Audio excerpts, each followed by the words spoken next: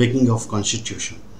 భారతదేశానికి ఒక రాజ్యాంగ నిర్మాణ సభ ఉండాలని మొట్టమొదటిసారిగా 1934లో అప్పటి కమ్యూనిస్ట్ నేత అయినటువంటి ఎంఎన్ రాయ్ ప్రతిపాదించడం జరిగింది.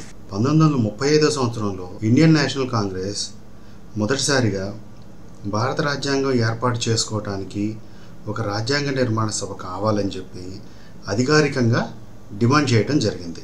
దీన్ని అడల్ట్ ఫ్రాంచైజీ ద్వారా ఎన్నికైన రాజ్యాంగ నిర్మాణ సభ బయటవారి ప్రమేయం లేకుండా స్వతంత్ర భారతదేశంగా రాజ్యాంగాన్ని ఏర్పరచుకోవాలి అనేసి ఇండియన్ నేషనల్ కాంగ్రెస్ తరఫున 1938వ సంవత్సరంలో జవహర్లాల్ నెహ్రూ ఒక ప్రకటన చేశారు. ఈ అభిప్రాయాన్ని ఇండియన్ నేషనల్ కాంగ్రెస్ 1939లో ఓ తీర్మానం ద్వారా ఆమోదించడం జరిగింది. ఈ డిమాండ్ని బ్రిటిష్ ప్రభుత్వం 1940 ఆగస్టులో సూత్రప్రాయంగా అంగీకరించింది. దీన్నే ఆగస్ట్ ఆఫర్ అని కూడా అంటారు. అయితే రెండవ ప్రపంచ యుద్ధం తర్వాత స్వతంత్ర రాజ్యాంగాన్ని ఆమోదించడానికి వీలుగా బ్రిటిష్ గవర్నమెంట్ వాళ్ళ క్యాబినెట్ మెంబర్ అయినట్టే సర్ స్టాఫర్డ్ క్రిప్స్ని ఇండియాకి పంపడం జరిగింది. ఆయన 1942లో ఇండియాకు వచ్చారు. అయితే భారతదేశానికి 2 రాజ్యాంగ నిర్మాణ సభలు ఉండాలని చెప్పి ముస్లిం లీగ్ క్రిప్స్కి ప్రతిపాదన చేయడం జరిగింది. ఈ రాజ్యాంగ నిర్మాణం జరగడానికి నిర్మాణ సభని నవంబర్ 1946లో ఏర్పరచడం జరిగింది. దీని టోటల్ స్ట్రెంగ్త్ వచ్చేసి 389. ఈ 389లో 296 సీట్లు బ్రిటిష్ ఇండియాకి చెందినవి, 93 సీట్లు ప్రిన్స్లీ స్టేట్స్కి సంబంధించినవి. బ్రిటిష్ ఇండియాకి కేటాయించిన 296లో 292 11 గవర్నింగ్ ప్రావినెన్సెస్ కిందను 4 చీఫ్ కమిషనర్ల కిందను వచ్చేటట్టుగా ఇవ్వటం జరిగింది. ప్రతి ప్రావినెన్స్కి వాటి జనాభా ప్రాతిపదికన సీట్లను కేటాయించడం జరిగింది. అప్పట్లో 10 లక్షలకు ఒక సీట్ ఇవ్వడం జరిగింది. జనాభా ప్రాతిపదికన ఇచ్చిన సీట్లు బ్రిటిష్ ప్రావినెన్స్కి ఇచ్చిన దాంట్లో 3 ప్రధాన వర్గాల మధ్య విభజించడం జరిగింది. అవి ముస్లింలు, సిక్కులు మరియు సాధారణ వర్గాలు. సాధారణ వర్గాలు వచ్చేసి ముస్లింలు, సిక్కులు తప్ప మిగతా అందరినీ సాధారణ వర్గాల కింద చెప్పడం జరిగింది. ప్రతి కమ్యూనిటీ నుంచి రిప్రజెంటేటివ్ ఉండేటట్టు చూసుకున్నారు. అలాగే స్వదేశీ సంస్థానాలు అంటే ప్రిన్స్లీ స్టేట్స్ నుంచి కూడా వాళ్ళు అధినేతల్ని నామినేట్ చేయడం జరిగింది. అయితే ఈ 296 సీట్లు బ్రిటిష్ ఇండియా ప్రొవినెన్సెస్కి ఏవైతే ఉన్నాయో వాటికి 1946 జూలై ఆగస్టు మధ్యలో ఎలక్షన్స్ జరిపారు. దాంట్లో ఇండియన్ నేషనల్ కాంగ్రెస్కి 208 సీట్లు, ముస్లిం లీగ్కి 73 సీట్లు, ఇతరులకి 15 సీట్లు రావడం జరిగింది. అయితే ప్రిన్స్లీ స్టేట్స్ దీనికి దూరంగా ఉండటం వలన ఆ 93కి సీట్లు నిర్ణయించడం జరగలేదు, అంటే సీట్లు భర్తీ జరగల. డిసెంబర్ 9, 1946న రాజ్యాంగ నిర్మాణ సభ మొదటిసారి సమావేశమైంది. ముస్లిం లీగ్ ఈ సమావేశాన్ని బహిష్కరించి ప్రత్యేక పాకిస్తాన్ కావాలని పట్టుబట్టింది. దాంతో సమావేశానికి 207 మందే హాజరయ్యారు. వాళ్ళందరిలోకి పెద్దవాడైన సచ్చిదానంద సిన్హాని ఫ్రెంచ్ ట్రెడిషన్ ప్రకారం తాత్కాలిక చైర్మన్ గా ఎన్నుకున్నారు. తర్వాత 1946 డిసెంబర్ 11న డాక్టర్ రాజేంద్ర ప్రసాద్ ని పర్మనెంట్ చైర్మన్ కింద అంటే ప్రెసిడెంట్ కింద ఎన్నుకోవడం జరిగింది. అదేవిధంగా 1947 జనవరి 25న హెచ్సి ముఖర్జీని వైస్ ప్రెసిడెంట్ గా ఎన్నుకోవడం జరిగింది. ఆ తర్వాత 2 వైస్ ప్రెసిడెంట్లు ఉండాలని అసెంబ్లీ అనుకోవడంతో 47 జూలై 16న విటి కృష్ణమాచార్ని సెకండ్ వైస్ ప్రెసిడెంట్ గా ఎన్నుకోవడం జరిగింది. ఆబ్జెక్టివ్ రెజల్యూషన్, దీన్నే ఆశయాల తీర్మానం అని కూడా అంటారు. డిసెంబర్ 13, 1946 సంవత్సరం జవహర్లాల్ నెహ్రూ ఈ ఆబ్జెక్టివ్ రెజల్యూషన్ని సభలో ప్రవేశపెట్టడం జరిగింది. రాజ్యాంగ నిర్మాణ సభ భారతదేశాన్ని స్వతంత్ర, సార్వభౌమ, గణతంత్రంగా ప్రకటించి దేశ భవిష్యత్ పాలన కోసం ఒక రాజ్యాంగాన్ని ఏర్పరుస్తా దృఢమైన సంకల్పాన్ని కలిగి ఉంటుంది అని చెప్పారు.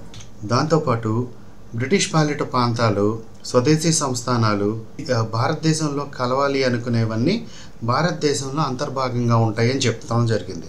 దాంతోపాటు ప్రస్తుత సరిహద్దులతో కానీ లేకపోతే రాజ్యాంగ నిర్మాణ సభ నిర్ణయించే ఇంకో రకంగా కానీ ఆ తర్వాత రాజ్యాంగ చట్టాన్ని అనుసరించి చెప్పబడే భూభాగాలు స్వయం ప్రతిపత్తి గల భూభాగాల హోదాని ఇతర అధికారాలతో కలిపి ఉంటాయి. ఇక్కడ ప్రభుత్వం మరియు పాలనా యంత్రాంగం అధికారాలు మినహా కేంద్రానికి గల అన్ని అధికారాలు వినియోగించడం కుదురుతుంది. దాంతోపాటు స్వతంత్ర, సార్వభౌమ భారతదేశం, దానిలో అన్ని అంతర్భాగాలు మరియు ప్రభుత్వాంగాలు తమ అధికారాన్ని ప్రజల నుండే పొందుతాయి. ఇక్కడ భారతీయులందరికీ ఆర్థిక మరియు రాజకీయ న్యాయానికి హామీ ఇంకా రక్షణగా ఉంటుంది.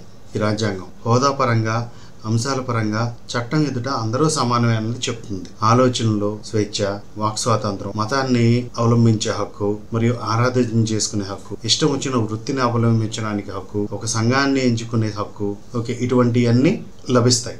అల్పసంఖ్యాక వర్గాలు అంటే మైనారిటీస్కి, ట్రైబ్స్కి, ఇంకా ఇతర వెనుకబడిన తరగతుల వారికి తగిన రక్షణ ఇవ్వటం జరుగుతుంది.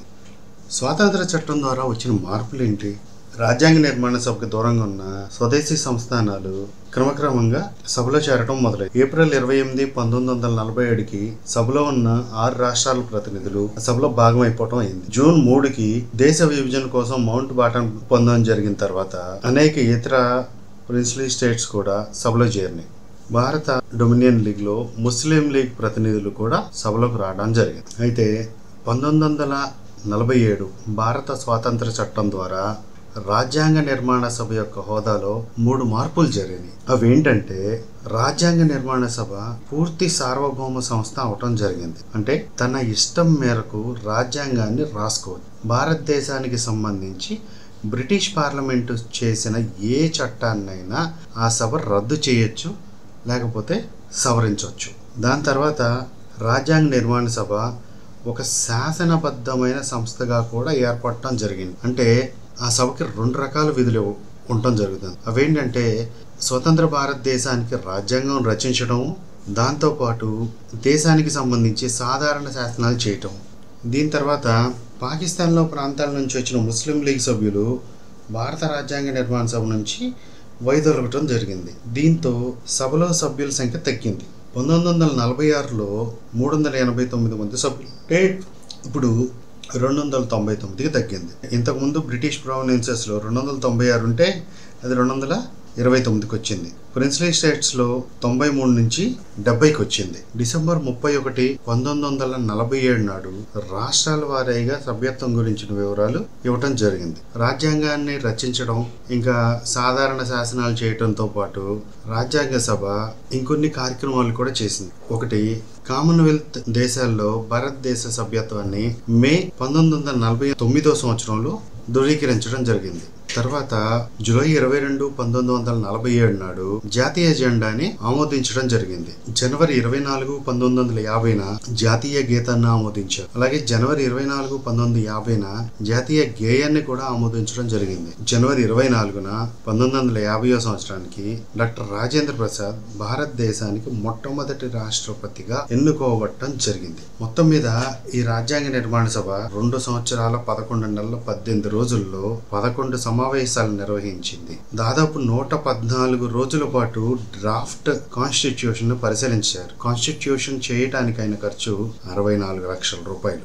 జనవరి 24, 1950వ సంవత్సరం నాడు రాజ్యాంగ నిర్మాణ సభ తన చివరి సమావేశాన్ని ముగించింది. అయితే అప్పటితో దాని పని పూర్తవల. జనవరి 26, 1950వ సంవత్సరం మొదటి సాధారణ ఎన్నికలు తర్వాత కొత్తగా ఏర్పడిన పార్లమెంట్ వచ్చే వరకు అది తాత్కాలిక పార్లమెంట్ గా పనిచేసింది. ఈ రాజ్యాంగ నిర్మాణ సభలో కొన్ని కమిటీలు చూద్దాం. దీంట్లో మేజర్ కమిటీస్, తర్వాత మైనర్ కమిటీస్ అని ఇవ్వటం జరిగింది. ఈ మేజర్ కమిటీస్ లో కేంద్ర అధికారాల కమిటీకి జవహర్లాల్ నెహ్రూ హెడ్, కేంద్ర రాజ్యాంగ కమిటీకి జవహర్లాల్ నెహ్రూ హెడ్, రాష్ట్రాల రాజ్యాంగ కమిటీకి సర్దార్ వల్లభాయ్ పటేల్ హెడ్, డ్రాఫ్టింగ్ కమిటీకి BR Ambedkar head, advisory committee అంటే సలహా కమిటీకి ప్రాథమిక హక్కులు, మైనారిటీ, ఇంకా గిరిజన మొదలైన వాటికి సర్దార్ పటేల్ హెడ్. దాంట్లో ఇంకొక 5 సబ్ కమిటీస్ ఇవ్వటం జరిగింది. మొదటిది ప్రాథమిక హక్కుల కమిటీకి జేబీ కృపలాని, మైనారిటీ సబ్ కమిటీకి HC Mukherjee, eastern states tribal కి సంబంధించి అస్సాంలో వేరు చేయబడిన ప్రాంతాలు